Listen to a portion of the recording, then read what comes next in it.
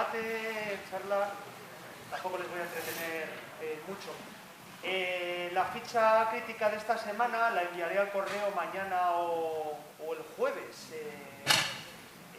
No es tan larga como la que he enviado hoy de Cero en Conducta, pero yo creo que ha quedado muy completa, pero prefiero mandarlas muy corregidas y, bueno, como no hay mucho tiempo muchas veces para hacerla, contamos un poco con la colaboración de algunos amigos que nos las leen y nos las repasan para que no haya ningún error.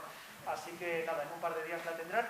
Y he seleccionado algunos textos, como siempre, yo creo que muy interesantes. Uno es del libro de Janine Basinger sobre Anthony Mann, que yo creo que es el libro más importante que se ha escrito sobre Anthony Mann, aunque no escribe mucho sobre esta película, es interesante lo que pone. Y el otro es una selección del libro de cine negro que sí estaba disponible en librerías, yo creo que todavía se puede encontrar, incluso en la edición de bolsillo de Alianza Editorial, de Noel Simsoló, en el cual, bueno, lo he llevado un poco a mi terreno, porque realmente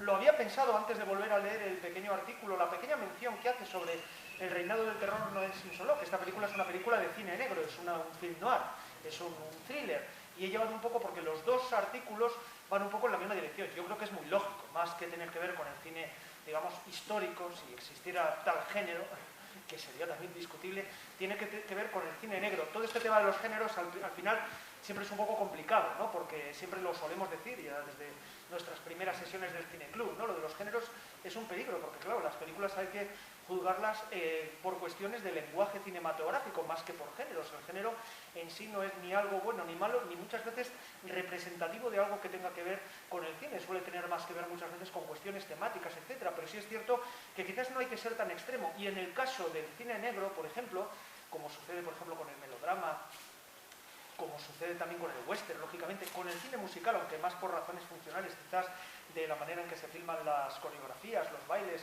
o cómo canta la gente. En el caso del cine negro sí es verdad que el cine negro, digamos, que vaya con un paquete de cuestiones puramente visuales, que se repiten claramente. El cine negro, pues, bueno, a grandes rasgos, ya hablamos mucho el año pasado del género, pero sí que es verdad que sus orígenes pues, pueden ser en parte el expresionismo alemán, que tampoco tiene una gran incidencia en el cine de forma directa. No hay muchas películas puramente expresionistas, pero sí es cierto que el expresionismo tiene mucha influencia, digamos, diseminado en el cine alemán, por supuesto, luego se extiende al cine de Hollywood. El cine alemán, ya saben que en los años 20 tiene una gran influencia sobre el cine de Hollywood.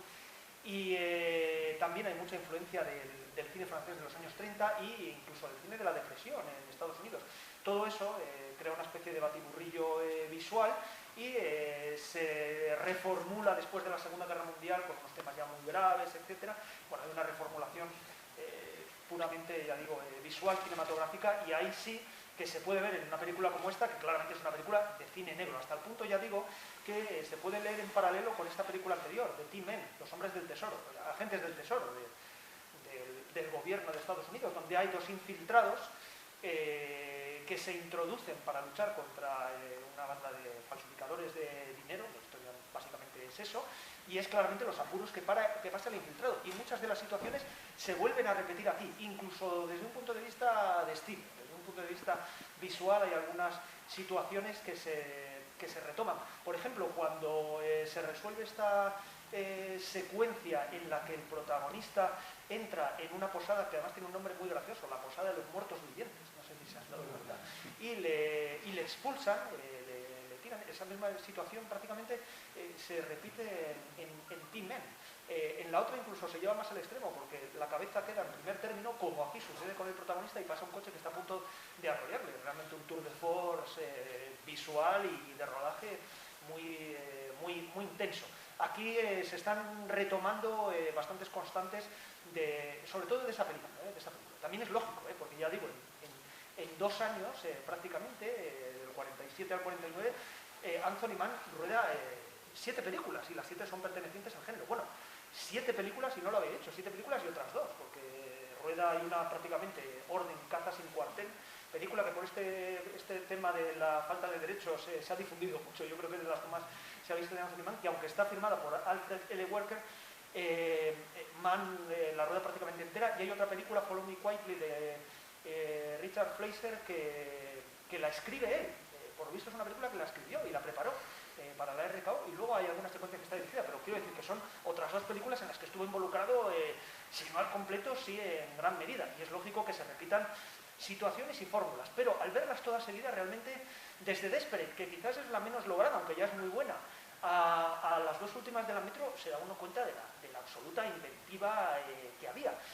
No en vano, cuando Anthony Mann se va a la Metro Goldwyn Mayer, se lleva un poco el paquete, se lleva a algunos de los colaboradores, se lleva a John Alton, que es también director de la siguiente película, de Incidente en la Frontera, que les comentaba un poco en la presentación, se lleva a John C. Higgins, me parece que se llamaba el guionista de alguna de ellas, es decir, va con alguno de ellos, es decir, va con un equipo ya muy fuerte para hacer películas que son de más presupuesto, son de más empaque que esta, aunque se habrán dado cuenta del número que es esta película.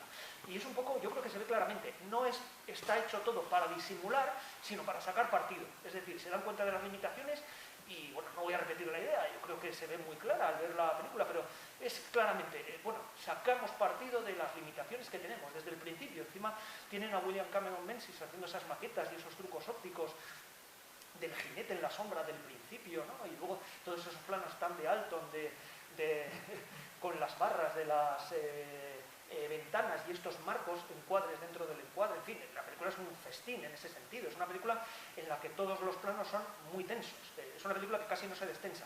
Luego Mann será todavía mejor, es decir, esta película se disfruta porque es realmente apabullante, y verla en el cine se han dado cuenta de la experiencia que es, o sea, esto realmente, bueno, ¿cuántas películas con esta potencia visual se van a ver en el cine en España este año, de estreno? Bueno, en fin. Y ven como lo que es ver una película de estas en pantalla grande. Y luego, claro, Mann se hace todavía mejor. Es decir, posteriormente lo que hace es que se hace no menos tenso, pero digamos juega con la tensión de extensión. Incluso en los westerns, el western también pide otro tipo de medidas y de soluciones formales y estilísticas.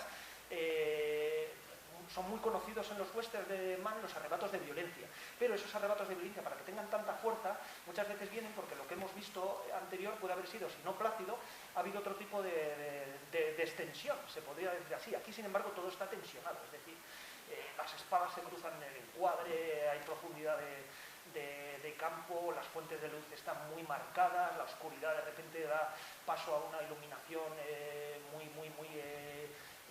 llamativa, se nos introduce la información en el encuadre, ¿no? Esto es muy típico de la película, ¿no? Y del Mann de esta época, se ve, hay una información, pero de repente un movimiento de cámara o la introducción de un objeto o de una nariz, que es un momento maravilloso. Se me han dado cuenta cuando acude el personaje de Robert Cummings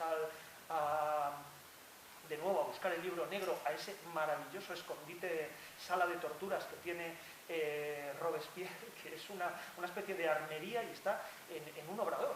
Además está muy bien. Dicen, no, esto es un obrador hasta las 6 de la mañana, algo así dicen, ¿no? Está muy bien, los diálogos son muy buenos también, se han dado cuenta. Bueno, como decía, ese momento en el que llega Robert Cummings y de repente aparece Fusé y le reconocemos por la nariz en la sombra, que es una cosa, claro, el actor Arnold Moss, que es un Fusé, vamos, el mejor Fusé posible, se le reconoce, claro, porque la nariz desde el principio la hemos visto muy clara, el perfil es muy marcado, ¿no? Hay muchas secuencias de estas que se nos introduce información adicional en el encuadre, continuamente, prácticamente, pero la película, ya digo, no se destensa, o sea, es tensa desde el principio hasta... Y además lo mantiene, y es una película relativamente larga, digamos, para una película de serie B, porque muchas se podían resolver en 70, 75 minutos, 80, esta es una película de 90 minutos apretados y con situaciones además muy tensas y situaciones de peligro continuamente. Y claro, los detalles son innumerables. Se podría prácticamente, no sé si se podría decir que la película tiene ideas de composición, casi una idea por plano, pero es verdad, tiene una particularidad, claro, que es lo que lo hace, que se nota que está muy inspirado en Mann, que está muy inspirado también en Alton, y los dos se entendían muy bien, claro. Los dos yo creo que aprendieron el uno del otro, porque prácticamente Alton luego ganó un Oscar, me parece, por Un americano en París, que era uno. Creo que tiene dos fotógrafos, si me recuerdo mal, Un americano en París, y él era uno de ellos, y ganó un Oscar, y luego, claro, tuvo una... por ejemplo, The Big Combo, una película de Joseph H. Lewis, que estaría muy bien poner aquí,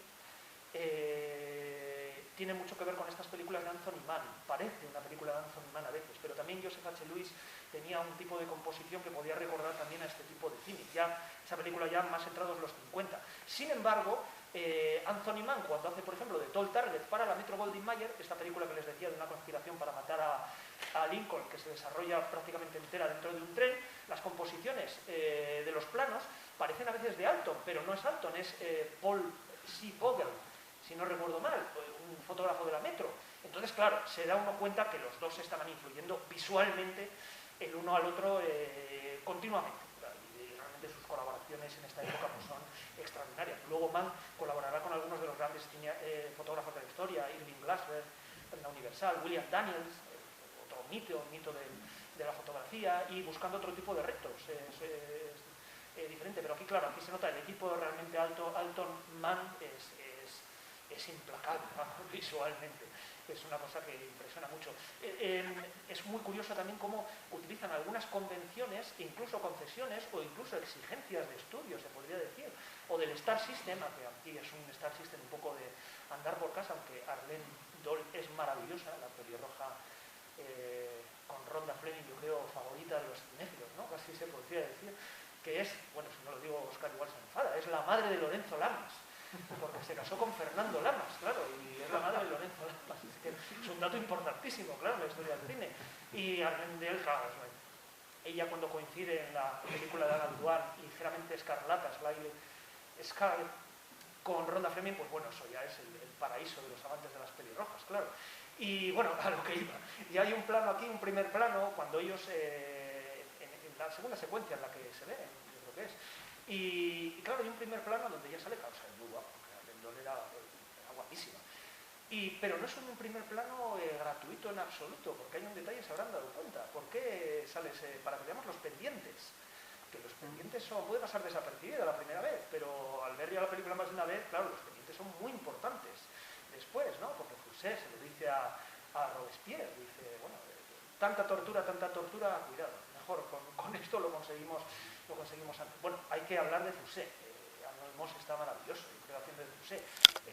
Fusé es un personaje históricamente, bueno, ya lo sonará, lo conocerán, realmente increíble, ¿no? Está el famoso libro de Stefan Zweig, siempre imprescindible ese libro. Y claro, está perfectamente. Decía un poco lo del rigor histórico, es una tontería. Quizás podría ser la película más rigurosa del mundo sobre la Revolución Francesa, de la época del terror, podría serlo perfectamente, porque fíjense que aquí todos son horrorosos. Son bastante horrorosos, porque incluso Barras, que nos lo ponen como una especie de héroe, de tal, pero son desagradables. Incluso yo creo que le viene bien el hecho de que sea Robert Cummings el protagonista. Es un actor que tiene fama de ser un poco soso, a mí me gusta, y también le tengo cariño porque, hombre, salen dos películas que me gustan mucho de Hitchcock. Sabotaje, es el protagonista de Sabotaje. También sale Norman Lloyd, por cierto, en Sabotaje, es el villano de Sabotaje, aunque aquí hace de bueno, entre comillas, porque tampoco parece muy bueno. Al final es este que sale con el sombrero al final, que se ha reunido con él en la posada, en el bar de los muertos vivientes al principio, y sale con el libro gritando que maten a Robespierre al final. O sea, son, bueno, buenos héroes por la libertad igual sí, pero héroes, bueno, dudosos. Y digo que viene bien que sea Robert Cummings porque sale también en Crimen Perfecto, es el amante de Crimen Perfecto de Grace Kelly. Y viene bien, yo creo que sea, porque tiene algo como turbio y algo incluso desagradable en algunos de los primeros planos. No es un tipo tampoco que sea uno de los guapos de Hollywood y demás, y le viene muy bien, porque además, otro detalle también, claro, aquí matan de forma muy violenta también los héroes, o sea, no son nada limpios, matan. Al principio, cuando él mata al fiscal al que suplanta, han visto que secuencia, o sea, lo intenta estrangular, le estrangula, le remata con el cuchillo. Al final, cuando lucha con el sargento el gran Charles McCrow, además, es casi reconocible, además, ¿no? Es una especie de sargento desaliñado, rijoso y casi animalesco. No en vano, Mann y Alton nos lo relacionan con los caballos, además, durante un par de planos, claramente, tiene algo como animalesco. Detalle, la película no es nada descuidada. No consigue matar con la espada a Robert Cummings cuando entra en esa especie de pasadizo de cuarto secreto en el que tiene a Arlene Doll, porque está embolincado, vamos, está borracho, está bebiendo, y primero hemos visto que Beulah Bondi les ha casi emborrachado cuando le ha llevado a la cama al personaje de St. Just y demás. Todos los detalles están muy claros. Por ejemplo, un detalle que a mí me gusta muchísimo, es maravilloso, que es que toda esa cosa que puede ser muy convencional de suspense del libro, que se queda el libro encima de la mesa, de la cama, perdón, que lo mete Beulah Bondi debajo de la almohada y demás, claro, es una cosa inverosímil, porque rápidamente el tipo se daría cuenta que debajo de su almohada está el libro. Pero se soluciona muy bien por una idea que yo creo que es de dirección, de rodaje, que es que son los golpes que le pega la almohada. se define perfectamente